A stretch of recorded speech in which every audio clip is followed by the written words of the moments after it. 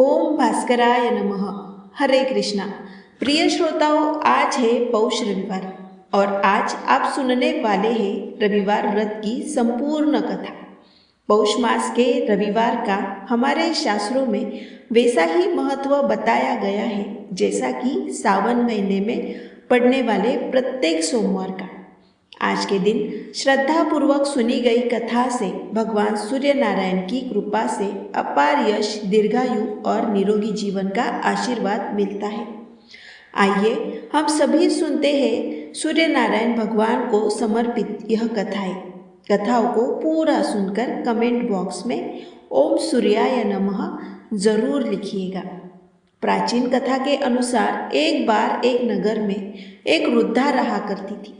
वह रविवार को नियम से घर आंगन को गोबर से लीपकर फिर भोजन तैयार करती और फिर सूर्यदेव को भोग लगाने के बाद ही खुद भोजन किया करती।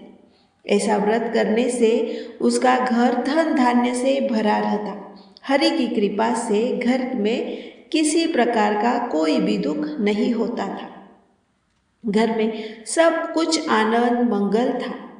इसी तरह कुछ दिन बीत जाने पर वह पड़ोसन जिसकी गाय का गोबर वह वृद्धा लाया करती थी, वह विचार करने लगी कि यह बूढ़ी माई हमेशा मेरी गाय का गोबर ले जाती है।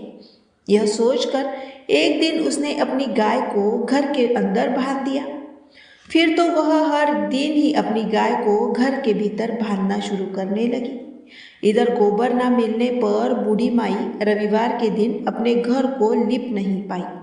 इसीलिए ना उन्होंने भोजन बनाया, ना भगवान को भोग लगाया और ना ही खुद भोजन किया। इस तरह उन्होंने निराहार व्रत किया। सुबह से शाम, शाम से रात हो गई और वह बूढ़ी माई भूखी ही सो गई। फिर रात में भगवान ने उन्हें स्वप्न में दर्शन दिए और भोजन ना बनाने और भोग ना लगाने का कारण पूछा। तब बूढ़ी माई ने सूर्यदेव को बताया कि गोबर ना मिलने के कारण आज वह भोजन नहीं बना सकी। तब भगवान भास्कर ने कहा कि माता, हम तुमको ऐसी गाय देंगे जिससे सभी इच्छाएं पूर्ण हो जाएगी, क्योंकि तुम हमेशा रविवार को गोबर से लिप कर फिर भोजन बनाती हो, भोग लगाकर ही खुद भोजन करती हो। इसलिए मैं आपसे प्रसन्न होकर आपको वरदान देता हूँ। तब सपने में भगवान का यह वरदान पाकर जब बूढ़ी माई की आँख खुली तो देखा कि आंगन में तो एक बहुत सुंदर गाय और बछड़ा बंधे हुए हैं। गाय और बछड़े को देखकर वह खुश हो गई और घर के बाहर बांधकर उन्हें खाने को चारा डाल दिया। इधर जब पड़ोसन ने बूढ़ी माई के घर के बाहर बहुत सुंदर गाय और बछड़े को देखा तो ईर्ष्या से प्रेरित होकर उसका हृदय जल उठा। और जब उसने देखा कि गाय ने तो सोने का गोबर दिया है तो वह गाय का सोने का गोबर उठा कर ले गई और अपनी गाय के साधारण गोबर को उसकी जगह रख दिया। वह रोजाना ऐसा ही करती रही और इधर सीधी सादी बूढ़ी माई को कानों कान इसकी खबर तक नहीं होने दी। एक दिन सर्वव्यापी ईश्वर ने सोचा कि चालाक पड़ोसन की वजह से वृद्धा ठगी जा रही है। तब एक शाम उन्होंने अपनी माया से बड़े जोर की आंधी ला दी। आंधी के डर से वृद्धा ने अपनी गाय को घर के भीतर बांध दिया। जब गाय ने गोबर दिया तो वह हैरान रह गई। फिर तो वह रोजाना अपनी गाय को घर के भीतर ही बांधने लगी। उधर पड़ोसन ने देखा कि गौ घर के अंदर बंधने लगी है और वह सोने का गोबर उठाने में कामयाब नहीं हो पा रही है।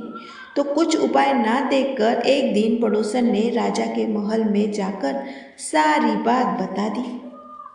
पड़ोसन ने राजा से कहा, महाराज, मेरे पड़ोस में एक वृद्धा के पास एक ऐसी गाय है जो आप जैसे राजाओं के ही योग्य है और वह गाय रोजाना सोने का गोबर देती है। आप सोने से प्रजा का पालन कीजिए। वृद्धा भला उस सोने का क्या करेगी? राजा ने यह बात सुनी तो सुनकर अपने दूतों को वृद्धा के घर जाकर गाय लाने की आज्ञा दी। वृद्धा सुबह सुबह ईश्वर को भोग लगाकर भोजन ग्रहण करने ही जा रही थी, तभी राजा के सेवक गाय खोलकर ले गए। यह देखकर वह बहुत रोई, चिल्लाई, लेकिन कर्मचारियों ने एक ना सुनी। उस दिन फिर रुदा गाय के वियोग में भोजन ना कर पाई और रात भर रो रो कर भगवान से गाय को पुनः पाने की प्रार्थना करती रही। वहीं दूसरी ओर राजा गाय को देखकर बहुत प्रसन्न हुआ और सुबह जैसे ही वह उठा तो सारा महल गोबर से भरा ही दिखाई दिया। राजा यह सब देखकर घबरा गया। भगवान ने रात में राजा को स्वप्न में कहा, हे राजा, गाय रुद्धा को लौटा देने की में ही तुम्हारी भलाई है। रविवार के व्रत से प्रसन्न होकर मैंने उस रुद्धा को यह गाय दी थी।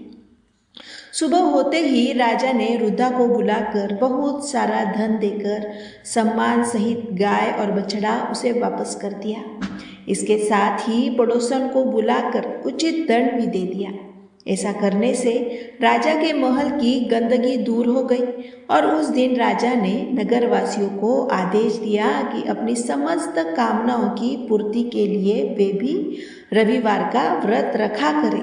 और जब प्रजा ने रविवार का व्रत का पालन करके कथा का श्रवण किया तो उन सभी पर